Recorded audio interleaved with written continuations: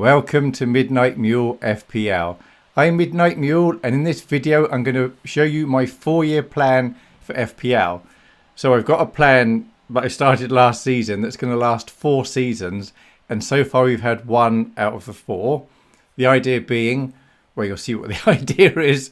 Let's have a look at it and see what I'm talking about. So the way I've split this video up, we're going to look at the season and then what the objective is.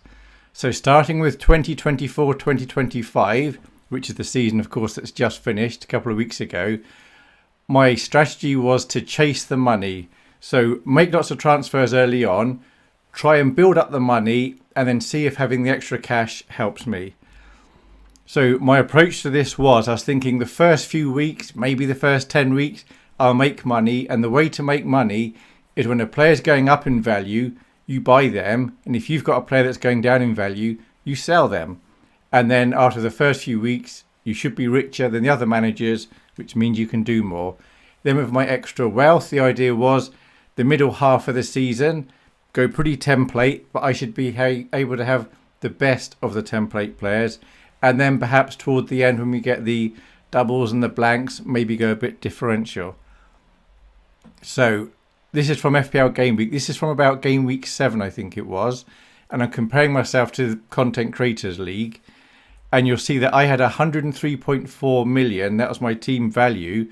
The next richest content creator was Hamza with 102.6. And the next two are Praz and Harry on 102.3 and 102.2. So proportionally, I'd made considerably more money than them. So I was in quite a nice position. But it had cost me 13 transfers, whereas they tend to have made 3, maybe 4 transfers. And my rank was right down at 3.7 million, whereas the next highest was like 1.5 million. So it was a big hit on the rank, but it meant I was rich. So I want to start by looking at Game Week 1, and don't worry, I'm not going to step through the other 37 game weeks, but just to explain my strategy a bit. So I decided to bench boost Game Week 1 and almost certainly wildcard Game Week 2. So I thought what I'm going to do is get 15 decent players that I'm pretty confident are going to play. I'm going to attack the newly promoted teams. 3 teams were promoted, of course. That was Leicester, Ipswich and Southampton. So I thought I'd play 3 players against the 3 newly promoted teams. That's 9 players facing these teams that are hopefully going to be struggling. So first off, we had Liverpool away to Ipswich. That could easily be a high-scoring game. In the end, it was just 2-0 to Liverpool. I had Trent for 8 points, Luis Diaz for 3, who was very good at the beginning of the season, but only 3 points the first game, and Diego Jota for 8. So it was 19 points from my Liverpool players. And the next game was Newcastle at home to Southampton, 5-0, 6-0, 7-0, that could be anything. But then Fabian Schär in the first half, 27 minutes, got sent off. So for over an hour, Newcastle had 10 players against Southampton, ended up winning 1-0. So I had Gordon for 3, Murphy for 1, and of course Murphy was good in the season. And I captained Isak, who got 5, so he ended up with 10 points. So my Newcastle boys got me 14. And then the last one was the Monday night game, which was Leicester were at home to Spurs. Spurs, very, very attacking, could get loads of goals. Obviously Leicester aren't going to score. That should be a nice game. Ended up being 1-1. So Pedro Porro got a goal. Son did nothing. Solanke, new striker, everyone's excited. I think he actually got injured that game, but he did nothing. So Spurs got me 13 points. So in total, I only got 46 points playing 3 pretty decent teams, 9 players from these 3 good teams against the promoted clubs. And then, of course, I had 2 other players, which was Henderson and Ben White. So Arsenal managed to keep a clean sheet in their game, 2-0 against Wolves. So the first 11 got 54 points. And then on my bench for the bench boost, and this was a genuine bench boost, had Flecken for 4, Saliba and Gabriel both got 6, and Chris Wood, as an early adopter, got 9 points. So my bench got 25 points, which was higher than an awful lot of people's bench boost they got for last season when they played it in a double game week. So the bench boost worked all right. I got 79 points in total, game week rank of 380,000. That was a nice start.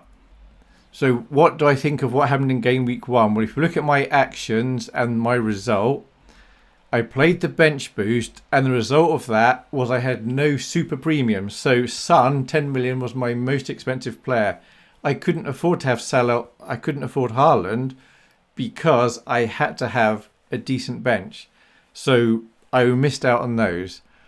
And also I went for 12 players from 4 teams. You may not have noticed, but I also had 3 Arsenal players, had 3 Arsenal defenders. It was very frightening, but they did keep a clean sheet, so that was nice. But that's game state vulnerable, as we saw with the Newcastle-Southampton game.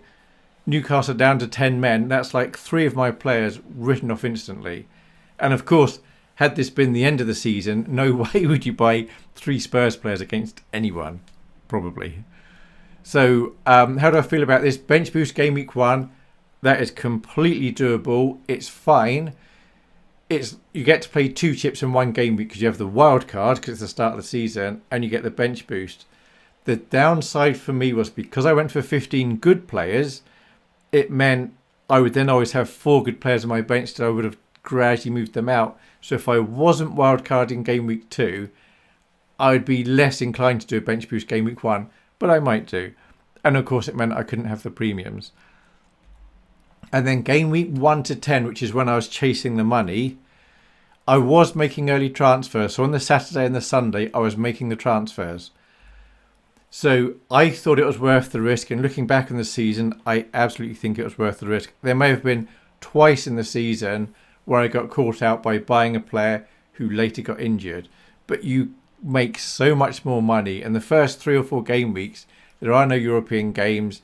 They're unlikely to get injured midweek. So I think even if you had 4 injuries during the week by buying early, the amount of money you'd make, for me, that's a tactic worth doing. And I would certainly still make early transfers in future seasons. So I took hits. I took lots of hits to make the money. I think it can be worth it. I'm not anti-hits. Future seasons, if I think it's worth it, I would still take a hit. So I kind of think that was all right as well. But chasing money meant I had to buy and sell players that I didn't want to. So, for example, game week 1, I had Luis Diaz, and on Match of the Day, I saw the game, and I thought he was really, really good. But the site predictor sites were saying he was going to go down in value. So even though I wanted to keep him, I had to sell him. And it also means, of course, a player who's going up that you don't really care for, if there's hype around them, you've got to buy them. So that's an absolute downside. So if I ever do anything like this again, I would change it to I would only buy players that were going up and I wanted, and I would only sell players that I was happy to lose. So that is something that I absolutely would adjust. Now, I'm not going to do this experiment again, but if I did this one again, I would change that. Now, game weeks 11 to the end of the season, the good thing was I could afford premium players. So I was richer than 99%, let's say, of all the other teams, which is great. So I could afford Salah, but everyone had Salah, and he was good for most of the season. I had Palmer most of the season. Now, this is where it was a downside having lots of money. It meant I could afford to hold on to Palmer. And, of course, the second half of the season, he was useless. Now, I could afford to have Trent because I had more money. Now, I've seen this happen before. I had Trent. Other people wanted a Liverpool defender. Couldn't afford Trent, so they went for Virgil van Dijk. And then once or twice, Virgil van Dijk got a goal. Trent didn't. And so just because they're a bit poorer than me, they're the worst player, but they got the more points. So that wasn't so good. I could afford Haaland. So for a few weeks, I did have Haaland and Salah. But of course, after Rodri got injured early on, Haaland and Man City in general did go downhill, it seems. Saka was good for several weeks, but then he got injured. Foden, brilliant last season, but then the season just gone. He was completely off the boil. KDB was getting old, but he could have had a good time. And then Son started at 10 million. So there we have 8 players, all expensive. And if just 4 or 5 of these had been really good, other managers would have had to make a decision, oh no, which player we're going to get, and they would be missing out on some good premiums. But this season, because for most of the season, Salah was the only one that was worth having the extra money was irrelevant. It just didn't matter. And there's always cheap players that are good, but the premiums, with so many of them, were just misfiring. And we saw this a year or two ago when, at the beginning, we had Haaland and Kane very, very expensive. Oh no, you've got to make a decision. And then Kane goes off, leaves the Premiership. There's one really expensive player. Everyone has Haaland the whole season. So we really need there to be a good number of expensive players, and they're good and they stay fit. So that didn't happen. So the result was, because of the way the season panned out, the budget was not an issue. You could have had, when I had 105 million, you could have had 100 million. You could have still assembled a perfectly alright team.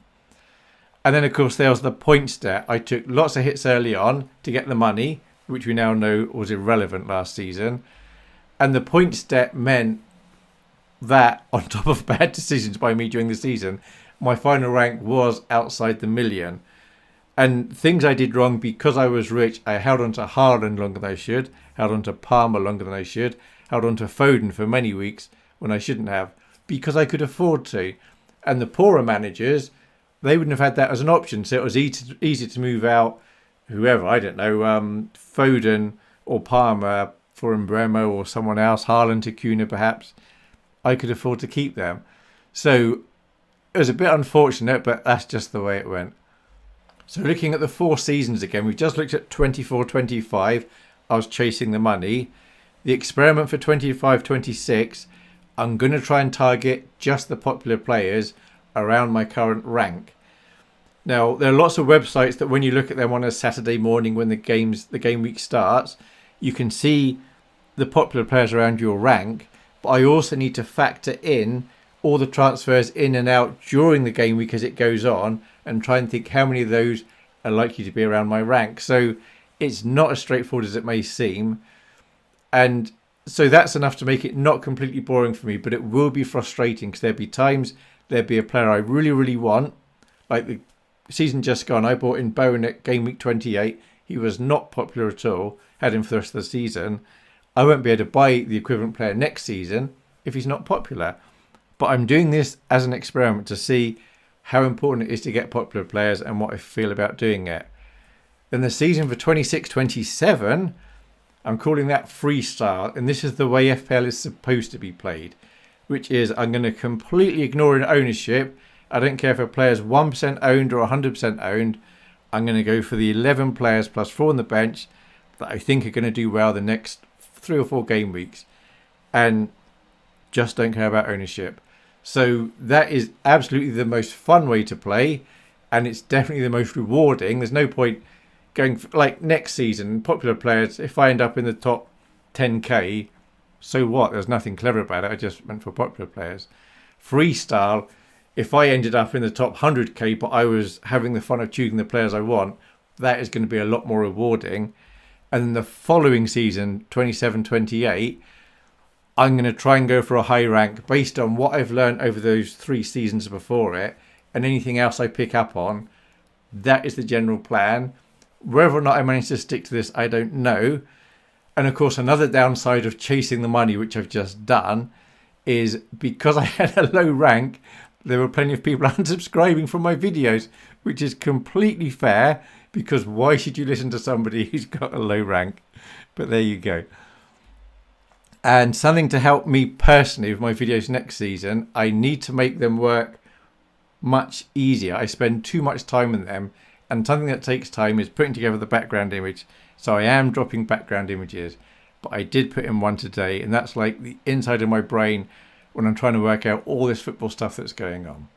There we have it. That's my 4-year plan and my justification for having a rank that's lower than most people who make videos. But apart from losing some subscribers, I really don't care because it was a good fun season. Thank you very much for watching. I hope you have a nice summer break. Thanks. Bye.